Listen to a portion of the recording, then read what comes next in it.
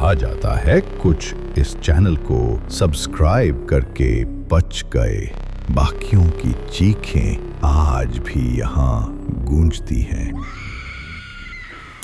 बेताल। भूतगांव के बाहर एक पुराना टूटा फूटा बंगला था। लोग उसे वीरान हवेली कहते थे। वहां कोई नहीं रहता था, लेकिन फिर भी हर रात वहां से अजीब सी हंसी, फुसफुसाहट और झूले की चिरचिराहट सुनाई देती। गांव वालों के बीच एक मान्यता थी, अगर उस बंगले के सामने से गुजरना है तो हाथ में नारियल जरूर होना चाहिए, नहीं तो बेताल तुम्हारे कंधे पर सवार हो जाएगा। कहते हैं सालों पहले वहां एक तांत्रिक रहता था।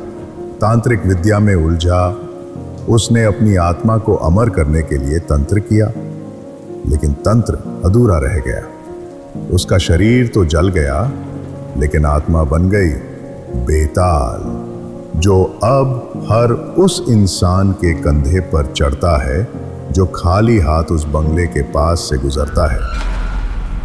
एक दिन गांव में एक नया युवक आया, राहुल। वो इस सब बातों पर यकीन नहीं करता था। शाम को शॉर्टकट लेते हुए उस बंगले के सामने से गुजरा। गांव वाले चिल्लाते रह गए, रुक जा, नारियल ले जा। लेकिन राहुल हंसता रहा और फिर बेताल ने उसकी गर्दन पर हाथ रखा। पहले तो राहुल को कुछ महसूस नहीं हुआ, लेकिन घर पहुंचते ही उसकी गर्दन भारी हो गई, जैसे कोई बैठा हो। आवाजें आने लगी, अब तेरा शरीर मेरा है, तेरी सांस मेरी, तू बोलेगा मैं नहीं। अगले दिन वो बदल चुका था।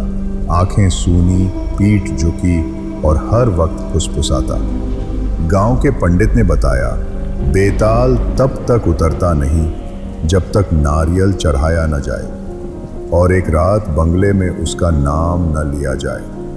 लेकिन अब राहुल बोल नहीं पा रहा था, तो गांव वालों ने मिलकर नारियल चढ़ाया और रात को राहुल को लेकर बंगले में गए। तभी झूले की आवाज तेज हो गई, एक जोर की हंसी गूंजी, अब मैं वापस नहीं जाऊंगा, इसे लेकर जाऊंगा। बिजली चमकी और अगले पल राहुल गायब।